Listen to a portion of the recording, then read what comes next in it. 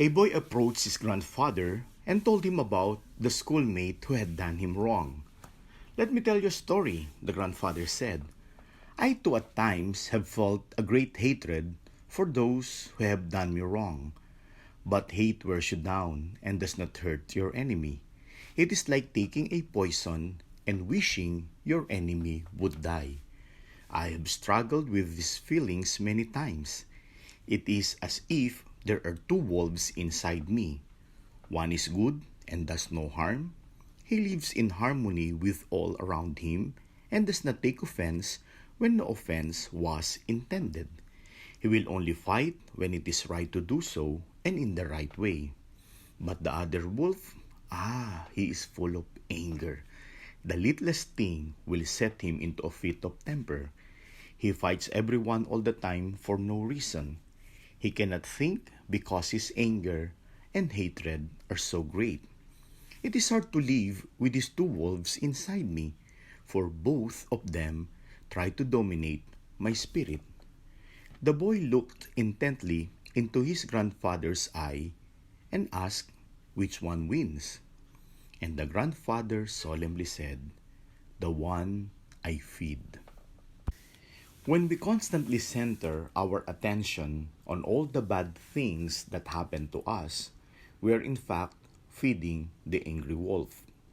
When someone did us wrong, our focus shifts to our pains.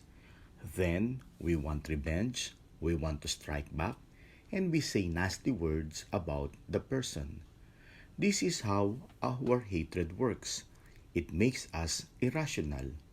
We must realize that when we harbor resentment, we focus more on the destruction and not on creation.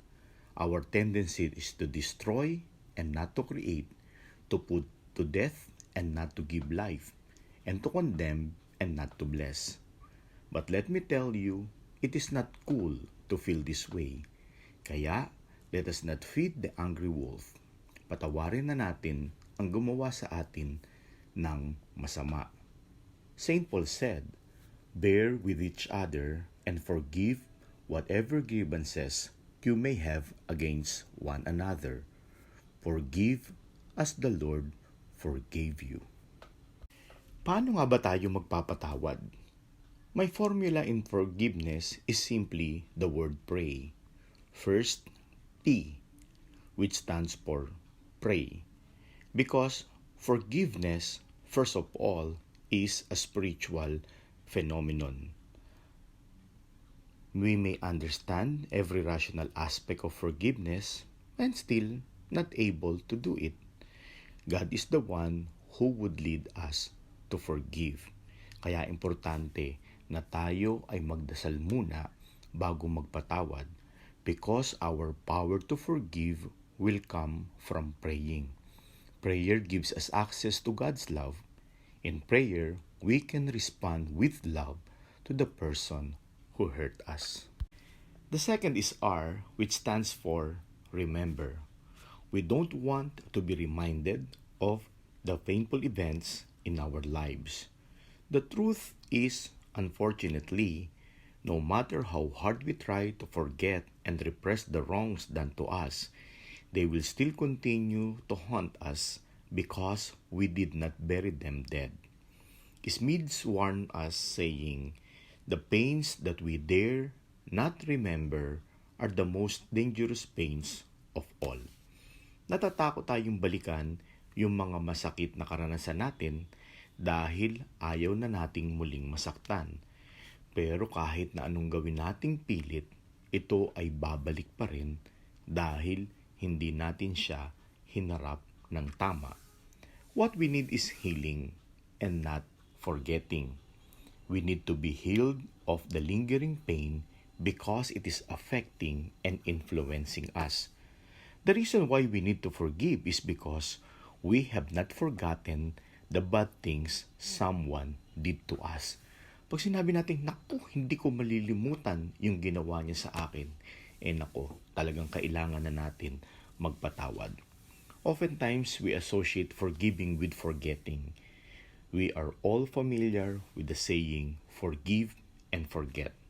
Contrary to this, However, forgiveness has nothing to do with forgetting. To forgive is not to forget. To forgive means to remember. We need to reframe what happened to us, put it into perspective, and move beyond it. The wound would never be healed if they were hidden. Kapag may sugat tayo, meron tayong dalawang choice, gamutin o hindi gamutin. Pag ginamot yung sugat, dilinisin, masakit. Pag nilagyan ng gamot, masakit. But what is the difference? Pag ginamot mo, gagaling. Pwede nating pabayaan ng sugat, pero pag pinabayaan mo, pwedeng ma-infeksyon at lalong lumala. According to Smedes, forgiving changes a bitter memory into a grateful memory, a cowardly memory into a courageous memory, and an enslaved memory into a free memory. Forgiveness does not remove our scar. It stays even when the wound is healed. But when we forgive, though we see the scar, we remember not anymore the pain, but the healing. It is good to be healed. It feels good to be healed. Third is A, which stands for absolve. The word absolve came from the Latin absolvere, which means to loosen. And to absolve the person is to clear the person of guilt or blame. To absolve the person is to pardon him or her. Absolution is the final blessing of a penitent in the sacrament of confession and recognized as vested in the priests of the church. I nevertheless would like to use this not in the sacrament but as an analogous term. Thus, when I say absolve, I simply mean that we bless the person with our forgiveness. Forgiving is something that we do and not something that we wait to happen. Sometimes we say, time heals. While this may be true, shall we still delay our healing because we are not yet ready to forgive? Aba, wag na nating patagalin ang paghihirap natin. When we say, I forgive you, we set our wrongdoers free, and we set ourselves free.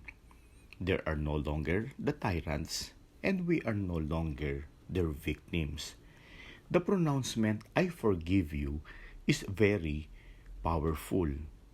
At take note, hindi kailangang kaharap natin yung tao na dapat nating patawarin. Again, forgiveness, first and foremost, is for our own benefit.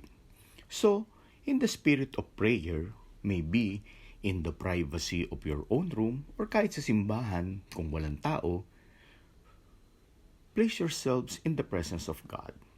Invite Jesus to be there. Then feel His love. Next, invite the person who hurt you to be present also in that moment and tell him or her all your hurts. And then, after enumerating all the pains, all what the person has done to you, say, I forgive you in the name of Jesus. And then, let the person go and continue to stay with Jesus for a while. When we say these words, even without the physical presence of our wrongdoers, we can still accomplish the same end and feel the same result. Lastly, Y, which stands for you wish the person well. One time I was talking to a relative at iniwan siya nung kanyang asawa at nung mangyari yon, na-depress siya, hindi niya alam kung anong gagawin niya at meron pa siyang maliit na anak. Ang sabi nung kanyang asawa, may pupuntahan lang ako sandali. Lumaki na yung mga anak, pero hindi pa rin bumabalik. And when I asked how she is doing, sabi niya, ayos na ako. At napakaganda ng sinabi niya sa akin. At ang sabi niya, she is praying for her husband. And she prayed that the Lord may bless him and likewise whomever he is with. Mahirap yun. Pagka sa atin may gumawa ng masama, kung hindi mo natin kayang saktan yung tao o gantihan yung tao, ang ginagawa natin, we wish the person all the bad things. Tamaan ka sana ng kidlat, mamatay ka na sana, magka-cancer ka, etc., etc. But to wish the person well is the sign that we are already healed. Smedes said, "You will know that forgiveness has begun when you can recall those who hurt you and feel the power to wish them well."